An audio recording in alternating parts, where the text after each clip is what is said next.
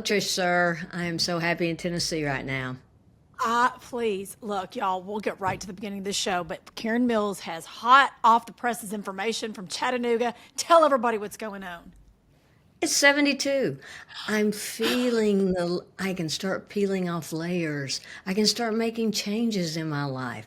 Now we can get to the resolutions. Now we can start making positive changes. There's our girl. There she is. She's wearing pink. She's feeling like a blooming flower, honey. Honey, I'm a Gerber daisy today. You really are. You're bright and shiny. Everybody, welcome to What I Know So Far, the podcast that we don't know when it's going to go straight or off the rails, and frankly, we don't care. No. We just don't care. We're at that point in life. Yeah, we don't care. Everything else is off the rails. Everything. The world's a dumpster fire. Nothing makes sense. I say to my husband on a daily basis, are we in the Matrix? Yeah. I feel like I'm in Stranger Things and we're in the upside down. Upside down, honey. Yeah. I'm like, did we switch timelines? I don't know what's happening. Where are we? Maybe it would have been better to be a pioneer person. I don't know. I'm half tempted sometimes when I open up like an armoire in our house, or I'm like, is this Narnia? Does it go to another side? Where are we? Yeah. Oh, it's what's happening, Kay.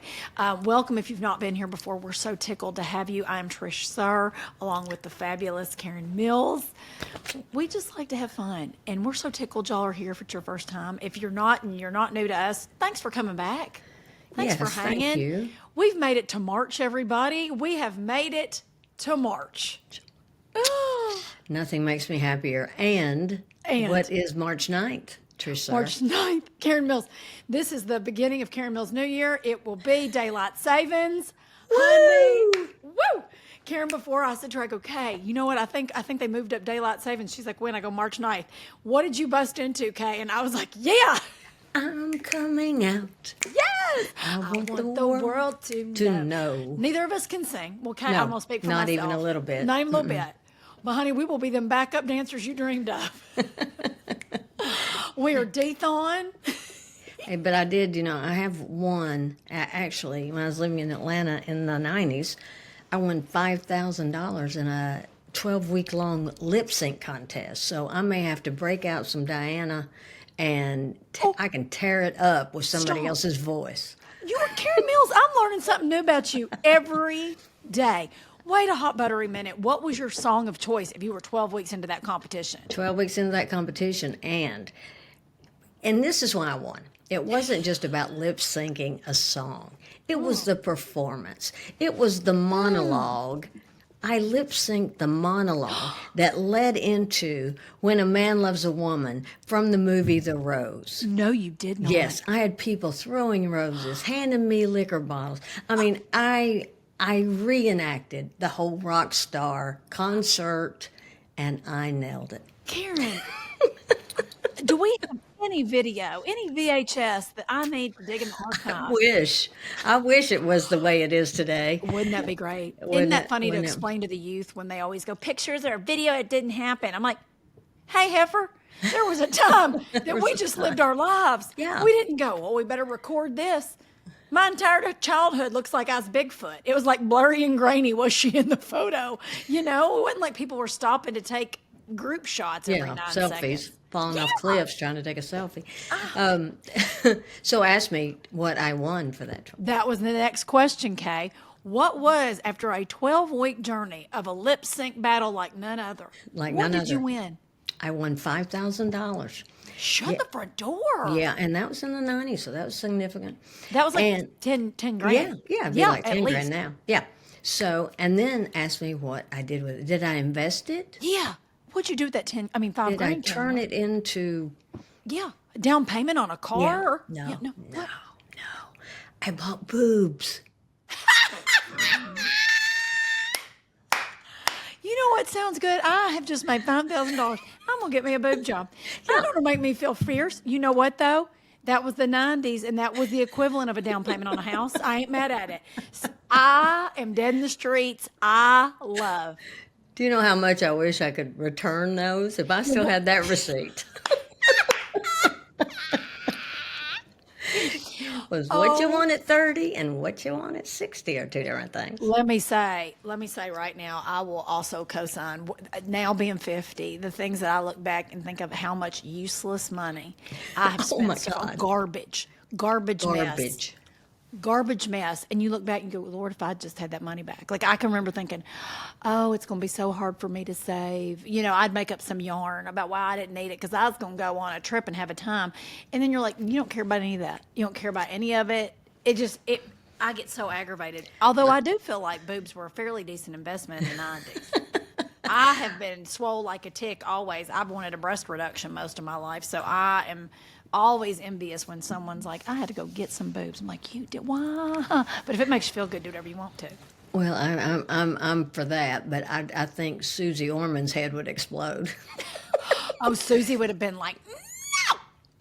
I wish I could do her. A high yield, Oh, whatever. yeah. She'd have a retirement And that fund. would be $1 million You know, to your now. retirement fund income you'd be living off of.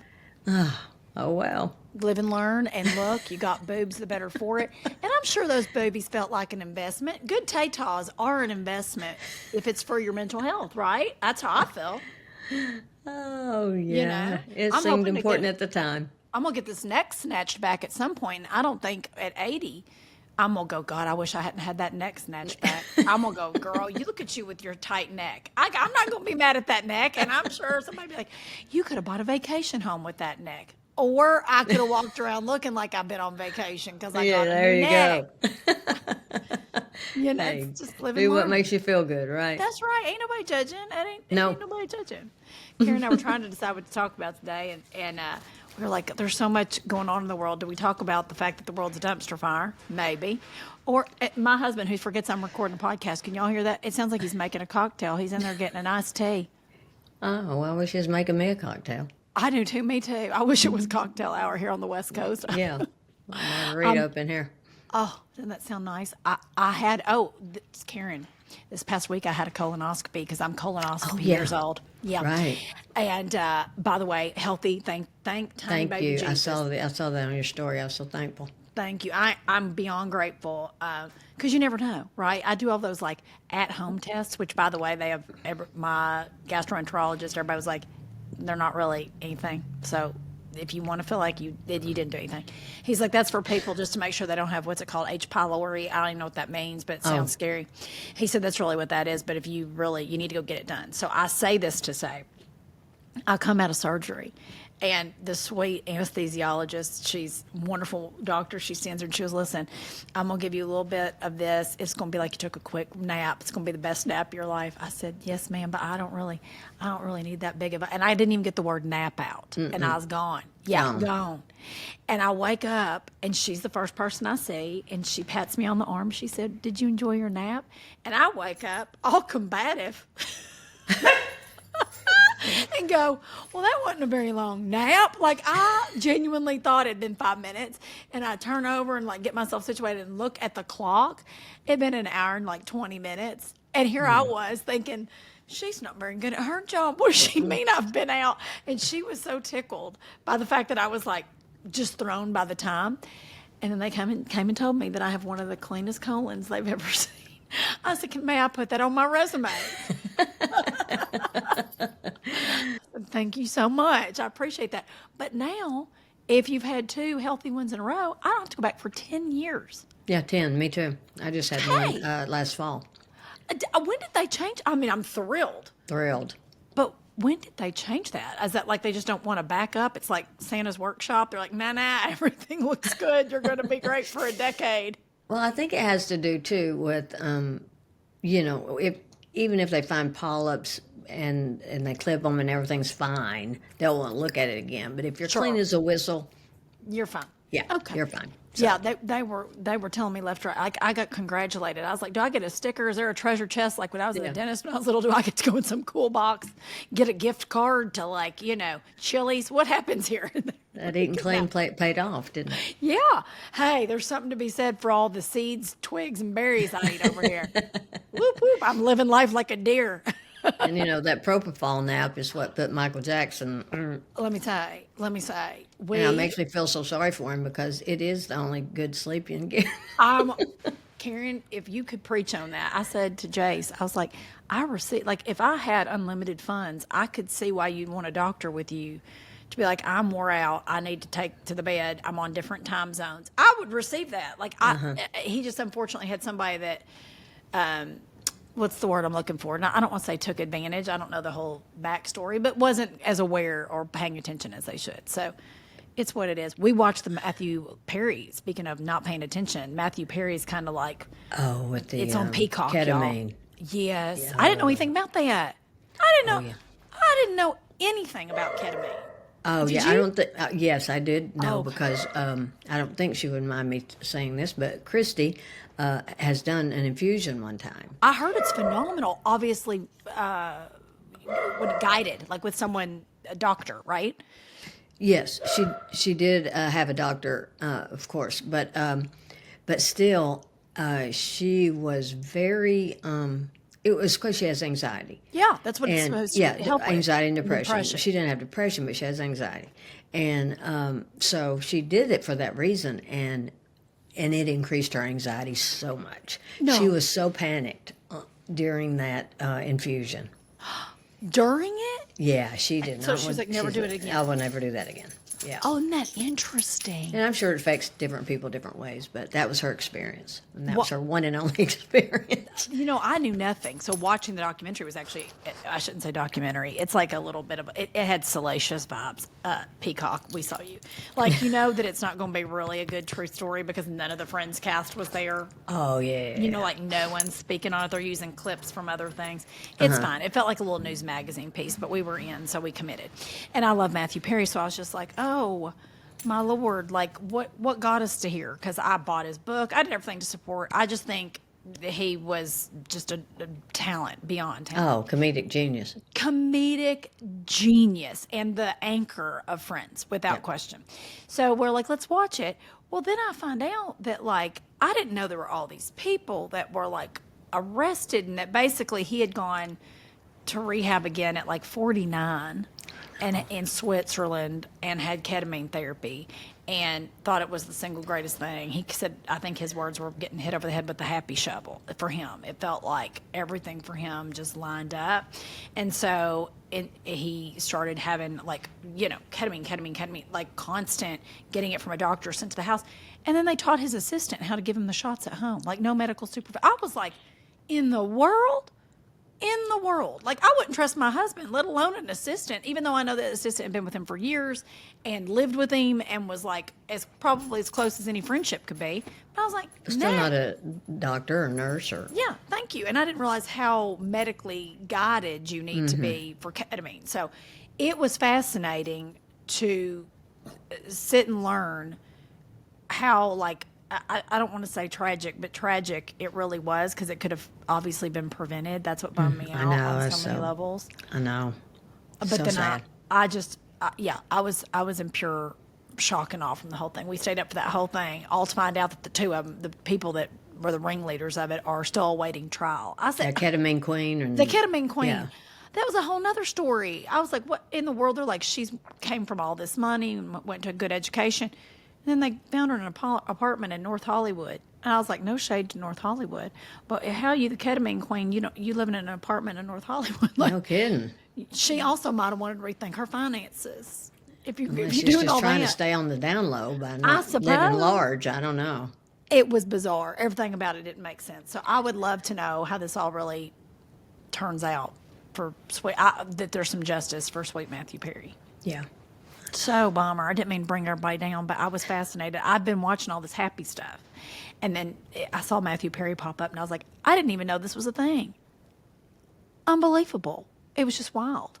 So that's what we were doing last night. I know, very exciting. Because Jace was like, hey, have we seen all the Oscar movies? And I said, no. The Oscars will have already happened by the time this airs. But March 2nd of the Oscars. But I didn't realize how much we had not seen. Like, he starts reading me all these movies. I was like, nah, no. Conclave. I was like, is that a car? I thought it was a Buick, an SUV. He goes, no, it's a movie. Have you seen Lee? I loved Lee. Did you see it? I got to watch it because I love Kate Winslet. I mean, Okay. she's like my girl. Well, let me say, she will be more your girl after this movie. This movie, I knew nothing. Going into it, I was like, I know that it's a kind of a period movie that jumps time, right? That's kind of my only reference point, and that this person was a photographer of some kind, right? That It was all a I model knew. first, and That then was a ended up model going to first, yeah. and then really fell in love with the photography side, and then got sent over. Not sent, she requested Yeah. to go into World War II, and it is absolutely excellent. And if y'all get a chance, watch it. I thought it was absolutely wonderful. Really, she does such an epic job, and Always were, does. Oh, we were so floored because I had no idea what we were about to see, and it was just so well done. So I told you we saw Marie, but she got snubbed, unfortunately. Angelina Jolie, the story of Marie Callas. We watched that. We did not see Honora. That's the other one we need to see, and Amelia Perez. We have not seen. Oh, I know that won a lot of Golden Globes, but I haven't seen it either. I haven't seen it, and I haven't seen Substance with Demi Moore. I want to see that. Have you seen The Last Showgirl? No, and I need to see that too. Jamie Lee Curtis and Pam Anderson.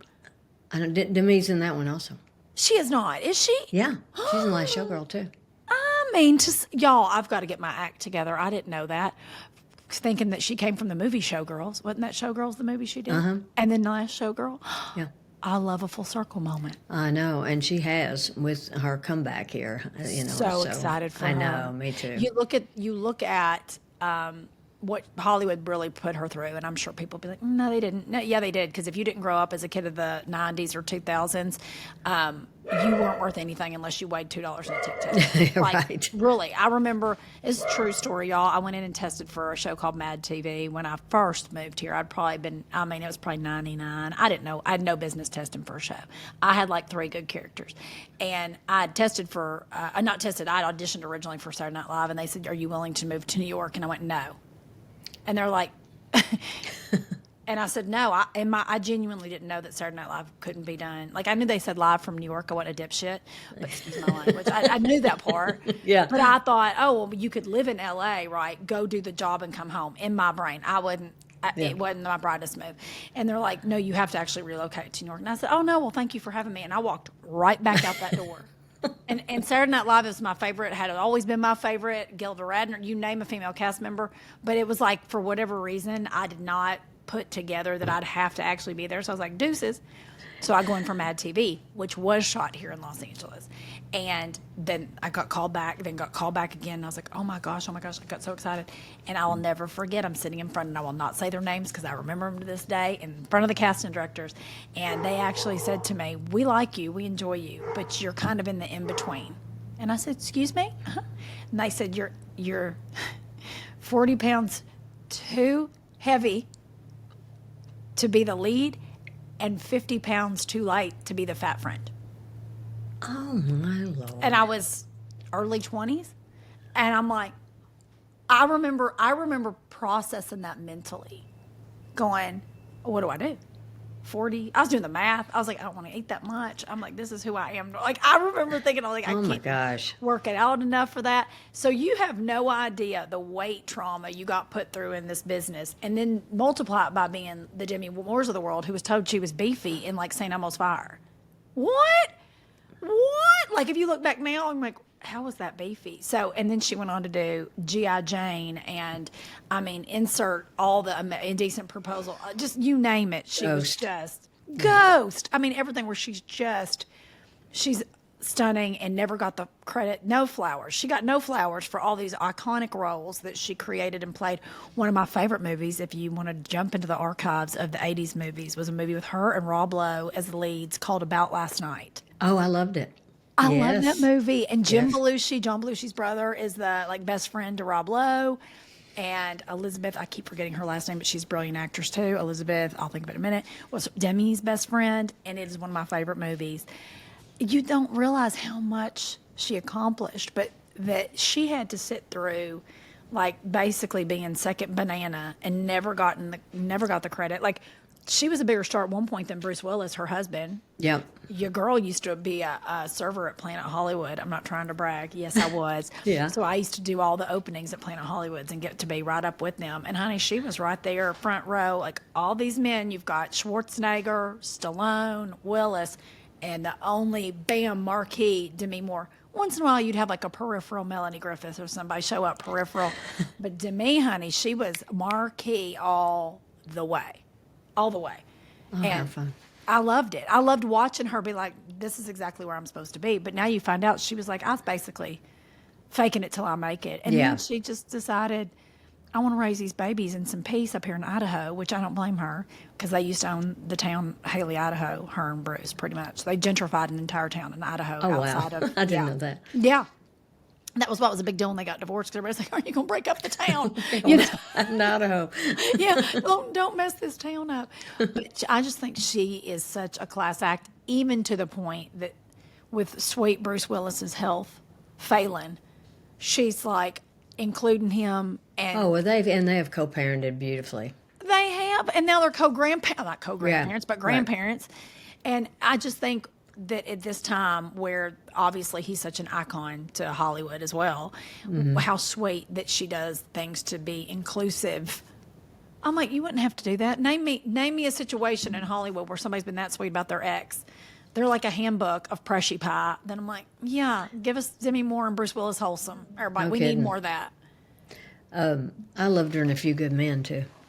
I forgot to mention A Few Good Men, which also I forget. I think I trauma blocked it out for her. She had like just given birth, and they were like, you have to be down to like a size 0.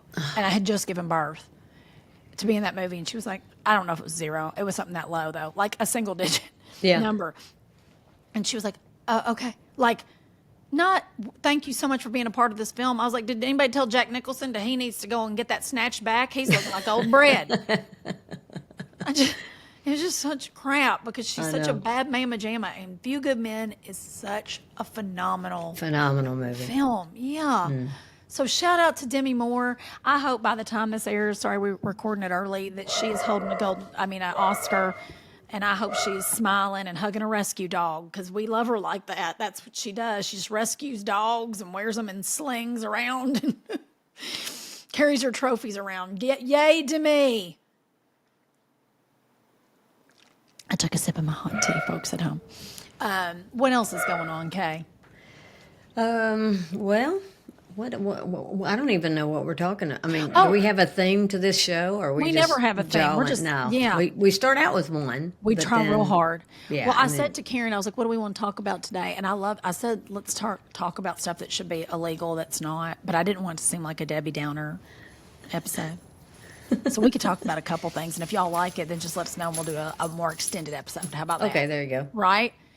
The reason it spawned this, I believe, there's two things that I have zero patience for, and I think it should be illegal. Or at the very least, you should be able to write a ticket to somebody and give them a stern warning. If you are an able-bodied individual and you are at a grocery or a big box store, wherever you have taken a cart out, and you do not return the cart to the cart holder, buggy holder, depending on what part of this country you're from, I call those people cart holes. Because you have no reason not to just return it to a cart, leaving it abandoned in a parking spot. Cart hole. I can't stand it. It is like, I think it should be illegal. I think it should be like a strike on your, person. Because how you do one thing's how you do everything. That's right. I agree with that. And, Right? And I'm sure you've watched every episode of Andy Griffith. Yes. Yeah, and I'm married to Jace Venture. It's his comfort show. Yeah. Well, do you remember the one where Gomer was running down the street going, "Citizens arrest, citizens arrest"? Yes. That's what I wish I had. That would be my superpower if I could have one, is that I could make citizens arrest. Okay. And I saw one truck stop at a red light in front of me, throw a cup out the window. I threw it in park. I got out of the car. I walked up there. I picked up the cup, and I said, "You dropped your cup." Oh, you angel from heaven. I love you for that. I love you for that. Yes. Citizens arrest. Citizens arrest. Citizens arrest. Citizens arrest. It's not okay. Like that stuff, I don't understand it. And don't get me wrong, I have seen little mamas with a car full of children have to just leave a cart, and I get it. That I receive. Yeah. You have extenuating, is that the word? Extenuating circumstances. Extenuating, yeah. Thank you. Extenuating. I've been with my husband too long. I'm making up words like he does. Extenuating circumstances. You can't do it if you are of not the body, health, physical mind to do it. Received. But when you are an able-bodied Able-bodied. individual and you cannot return your cart whole, and I'm not doing it. And We need to if talk you are an able-bodied individual and you see Mama struggling, take her cart. Take her. I've done it. I have taken a too. mama's cart. I've told you I've helped a mama. I told you about the mama that left the baby in the parking lot. I have helped. There was a mama had a bunch of kids. She stacked them up in the cart. She had like 4 babies under the age of 4, and she had that brand new one. It was probably her first time out, and she left that baby in the car seat next to the car. She got the older ones in, got everything in the car, had her coffee on the roof.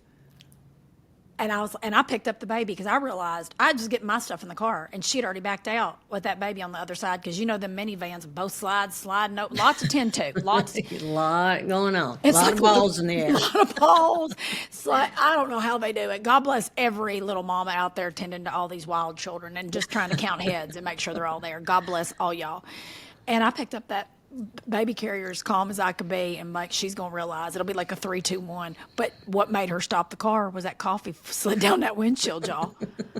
And she probably had a nervous wreck. She was so looking forward to that coffee, and then here I come with that baby. She's like, and I know she thought, because she just broke into tears, and the coffee, the kid, all of it. And I said, "What were you drinking? I'm gonna go back in there and get you." And she just cried. I said, "No, I'm dead serious. I got you. You ain't nothing about you's a bad mama." So those are the people that I say, it's okay. Leave that cart. You're fine. And if you see an elderly person, Help grab 'em. their cart. Yeah, that's you being a cart hole if you don't help them. That's right. That's right. Just pay it forward. We're better than that. We're better than that. That's mine. I can't, I don't get a lot of patience. The other thing I've started doing too, this is kind of funny. When I get upset, this is not, I guess, illegal information, but it's what I do. When I get upset, now to make things funnier, I will start talking in a British accent. Pick any accent. I can just do British the best. So I'll start, if something aggravates me, I'll go, "What are they doing?" Like, instead of cussing them, because if I cuss them as me, I will end up usually like directing that hard. I'm like, "What?" Like, I'll come at them. Yeah. But if I do a British accent, I'll keep that here. I'll keep it up close. I know it's not, y'all, but I'll be like, "No." Was that Australian? I don't even know what I just did, but whatever it is, I do that accent. Yeah, I can't do any accent, so I'm screwed when it comes to that. Yeah, please note, I know I don't do it well. Let me please say on every level, I don't think anybody's calling me for that voiceover job anytime soon. That's true. I'll tell you what, the other thing, and this is generational. So I feel like it's Gen Xers and millennials, they get aggravated by it too. It makes me happy that they do too, because I thought maybe it's just Gen X and we are just above the line and can't understand it, but millennials can't stand it either. Talking on a speakerphone or FaceTime in public with no headset on. It's bad enough with a headset on, but no headset on. What in the world? What in the world? I don't understand that. I've seen it in places that I'm like, are you kidding me? Next, somebody's just going to do it from a funeral. I'm waiting for it. Oh, I know. And they're talking about allowing, telephone calls on planes. I hope they don't do that. No, we don't need that. It's the one place we get some It's peace. the one place. That's right. It's the one place we don't have to deal with everybody's shenanigans. And I already had a girl the other day on this flight with me, y'all. And I fly a lot, so I tend to get upgraded a lot. This individual, I think, was probably the ticket was maybe bought by somebody else, because this human being clearly does not fly a lot, not just by the etiquette, just in general. And she proceeded to get on her laptop, and I thought, fine, okay. She has to ask me how to even get on the internet, which I'm like, okay, you're Gen Alpha by a country mile. Like, she might have been Gen Z, Gen Alpha line. Like, she was born in the 2010s, I'm gonna guess, okay? Like, young enough to know how to get on. I was like, I'll help you out. And then proceeds to FaceTime her friend in the air and was bitching about it, not like it cutting up, like going out. And I go, "Hey, girl, we don't do that in the sky." Oh, my gosh. And she looked at me like it was a personal preference. And so she ignored me like I am a old crazy lady. And I thought, okay, fine. And yes, I did. Yes, I did extra citizen's arrest. I went to the flight attendant and I said, "Hey, I haven't flown in 2 weeks." Not kidding. And I said it just like that. I go, "I haven't flown in 2 weeks. Did we now allow FaceTimes in the air?" She goes, "No, why would you say that?" And I said, "Okay, well, this girl next to me is on FaceTime." And I didn't know if I'd missed a beat because Delta's constantly updating stuff, so I was wanting to make sure. honey. She went over there like that girl's taking the plane down. She was like, what? I come back from that bathroom just putting on my hand cream, passive aggressive Polly, like, oh, me. Well, you know what they say: if you can't be aggressive, be passive aggressive. When that girl looked at me like, who do I think I am? I thought somebody that flies weekly, heifer, and I don't want this plane going down. We got enough issues up here. I was going to say, we need to keep it in the air. That's got right. enough problems. We got enough problems. We've got people that are 9 years old watching a YouTube video thinking they can run the FAA, and you're over here making a FaceTime call to Claire because somebody seems sus. Get out of here. I was so aggravated, Kay. I didn't know what to do, and I was like, I'm going to employ this flight attendant because she was like, you could tell she's been in that air for 20-something years. She wasn't putting up with anything. I was like, go get him, Susan. Yeah, you know how to handle this. And Susan's got this. I'm going to just use the potty right quick. Yeah, because you don't have to sit by her the rest of the trip. So That's right. Yeah. I couldn't be like, you're going to take us all down, girl. We've had enough close calls, so I didn't want to be one because of this FaceTime call. So thank you for understanding that. I'm going to look at what else we put down. Let's see. This is another one that's just like that. Somebody talking on a cell phone in a bathroom stall in public. I don't understand that. I don't got to talk to nobody that bad. I mean, I understand. This is where I see it the most is people at work. Like, if people are at work, that's where they'll take their break because they need to jump on a phone call and they can't, like, I'm like, I don't want to take phone calls with toilets flushing. The toilet's flushing. You can't hear anyway because the toilet's flushing. If I got something to do on a phone on a toilet, then I'll text it because it's noisy. It's noisy. I just don't get it. I'm always perplexed by people in the potty. Like, what are you doing? And I'm like, nothing on potty. And then they start talking. I'm like, oh, you weren't talking to me. Right. I'm on the phone. That's happened to me a couple times. I thought, well, somebody need toilet paper. And then they're like, what time are you getting off? I'm like, well, I have to catch a flight. So this is a layover. This is awkward. I'm sorry. These are the things that are getting to me. Let's see. What else? There's so many. Oh, this was a good one. People that call me and leave voicemails to tell me to call. Just text me to call you. Yeah. Call me when you get a sec. Call me when you get a sec is a text. It is not a voicemail you leave me because I'm not going to see that for 3 to 5 business days. Mm-mm. Now, does anybody listen to voicemails anymore? I read mine now that they're visual, but sometimes they come up crazy mess. I wish I could tell you on this. I wish I could tell you what came up on one, but it is. I know. Okay, we have to do it off air because I'm telling you, I've got some lately. And Jace, between my accent and Jace's accent, Siri she needs to get over Australian English. I had her on Australian English, which understood a Southern accent better, as told to me by the folks at Apple. And I was like, they're right. And it does. When I'm talking or diction, it'll usually understand me for directions and stuff better in Australian English. For whatever reason, it understands a American Southern accent better. But when I listen to a voicemail back from my husband or vice versa from his phone to me in text, good night, Irene. They make us sound loopy looperson.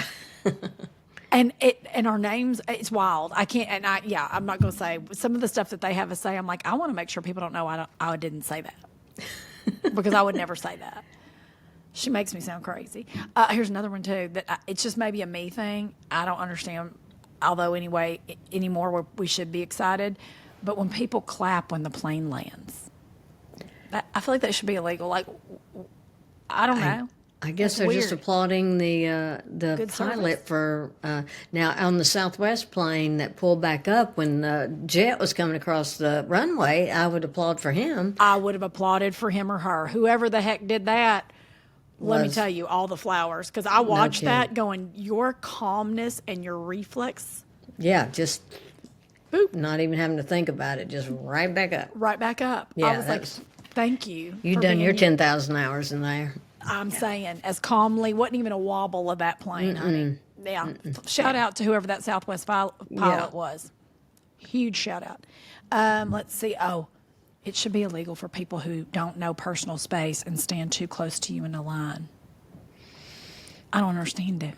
Just one arm length, really. I'll just put your arm out in front of you And then that's how far you should be stepped back from me, is really how I feel. You don't even have to be like super far, but at least one full, your arm straight out, get away. Boarding a plane feels like everybody's in your space, and I'm like, you're next. We're not merging really. I mean, we're in a single file line at this point. Yeah. So far back you start merging, but once you get in a single file, there's no reason to be breathing down somebody's neck. Okay, I'm with you so much on that. And I've said it before and I'll say it again. I would pay a little bit more if you just put a certain frequent flyer on the same flight with me, so that I don't have people that like freak out and get nervous and think they need to pre-board. Like we'll be at airports and there'll be people pre-boarding that have, a emotional support squirrel. They've got sandwiches of tuna. They're in pajama bottoms. They've got 6 people with them, and they're freaking out and they're still trying to get down the aisle when my zone's boarding, and I'm like, somebody help this baby. Like, that should be a different flight for people that just aren't seasoned travelers. That's all. Because the ones that are seasoned, we're like, let's turn and burn. We all go to scoot patoot. You talk about on-time departures and arrivals, honey. We're like, what do you need us to do? I'll do the seatbelt. Let's boop, boop, boop. Like, and I know I'm not the only one. There's just an efficiency to it. It'd be like everybody having to every day get to work with nothing but student drivers on the road. That's what it feels like. When you're like, I'm just trying to get there. I'm really just trying to get there. This is just, I think we need to figure out, the grace of it all. That's all. Okay, what else we got for things that should be illegal but that aren't? Yeah. Okay, this is a good one. This is group texts that never die, like group texts that should have been turned off a long time ago. I also want to say I think it should be illegal to be added to a group text without your permission. I wish there was a do you accept, just like Facebook. Oh, yeah, it's a to great collaborate, idea. right? Yeah. I would love if people had to say, hey, this is the high school reunion group we're about to add you. Nah, because here's the other thing, too. And I'm not sitting here like I'm Julia Roberts, but there's a lot of people I don't want to have my phone number. Like, I don't want people to roguely text me and think you're overly familiar just because I happen to be on a text thread that you got, and you don't know me from a can of peanut butter. And I'm like, how did I get on here with you? Yeah, right. What? So that has happened to me a few times in my life where I'm like, oh no. And I'll just quit the group. And I try to quit the group immediately before anybody figures out who I am. Like when there's like 17 people on a text thread, I'm like, nah. If it's over 5, your girl's out. I can't do it. Well, and there should be a limit to how many responses or comments anybody can make so that there's an end to it. It just can't keep going on and on. And I don't even pay attention to it after a couple of times. I mean, after I see what it is, I can't stay in that all. I mean, that takes all. I say that, at some point, all the disciples were on a group text.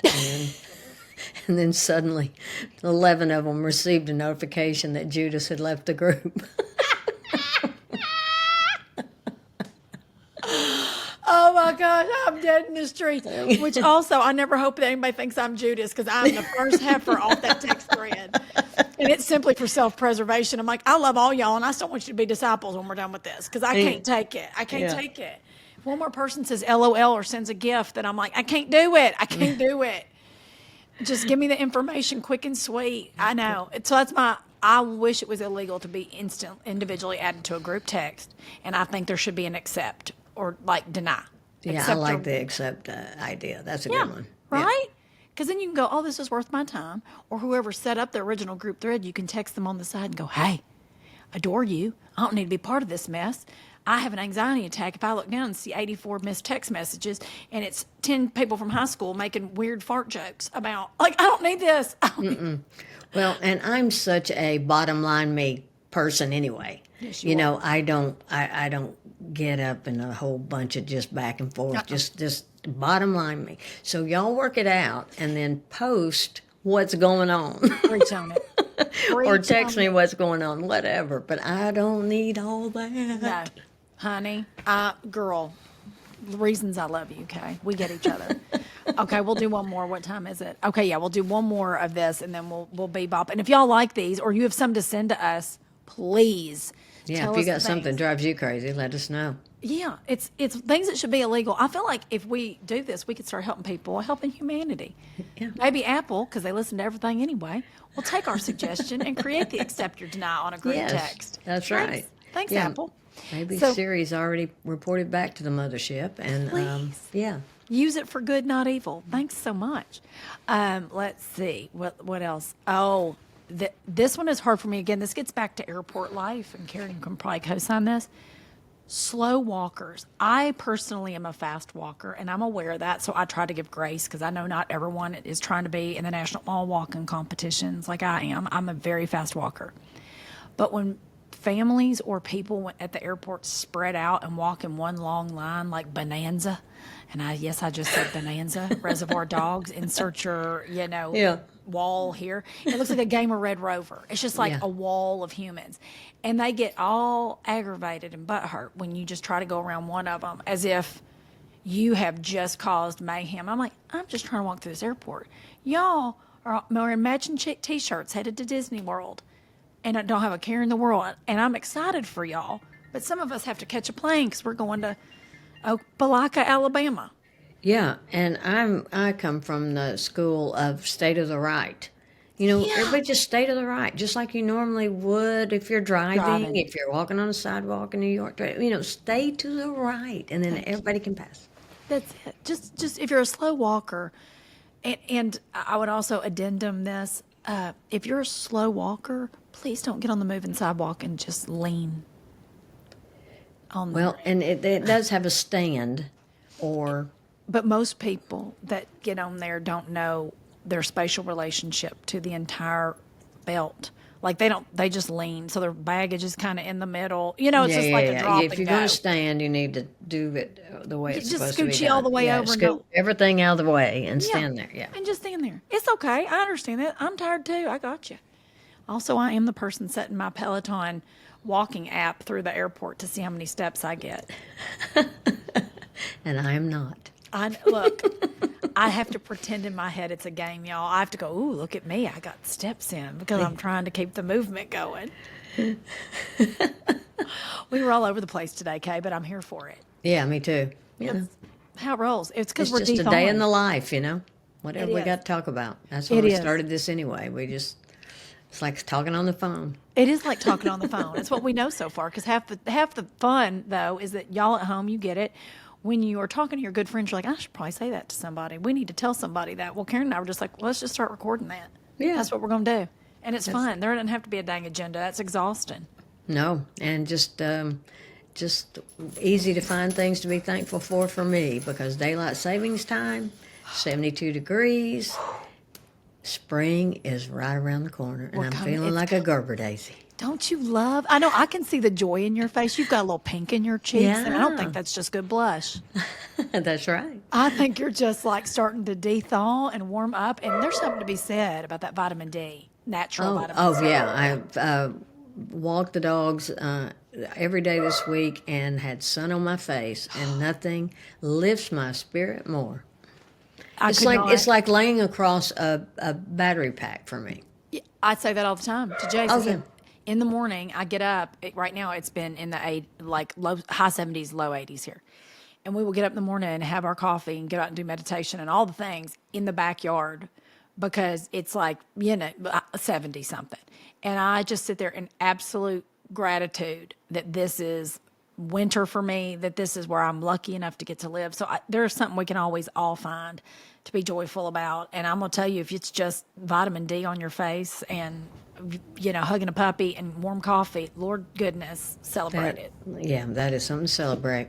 It doesn't get any better. It doesn't get any better. Karen, we finished another episode, and I know you're on the road. We're rolling into March. March is a busy month for me. I'm sure it's very busy for you. Yeah. March is not as busy as April. After April, it gets very busy. But I do have some dates in March, and I know you have a bunch. Please go to trishsur.com, karenmills.com. You can see where we're going to be, and we would love to see you at a show and talk to you and do some do a selfie with you? Yes, we would. We'd love that. And always tag us in it when you post it, y'all. It brings us great joy.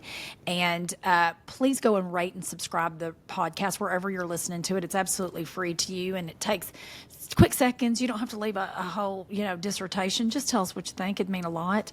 And hit that follow, subscribe button, because we're so grateful. We're so grateful for all y'all, and thank you for coming out to our shows. And we're going to do live ones, and we have so many great guests coming up. Tammy Pescatelli, Josh Wolf. There's so many more that are coming, but we have to get our acts together because it's a bunch of comics, so it's a bunch of moving parts. Yeah, that's right. We will get them on sooner than later, and we love y'all to pieces, and have the best day ever. Thank you for Bye, y'all. listening. Love y'all. Love you.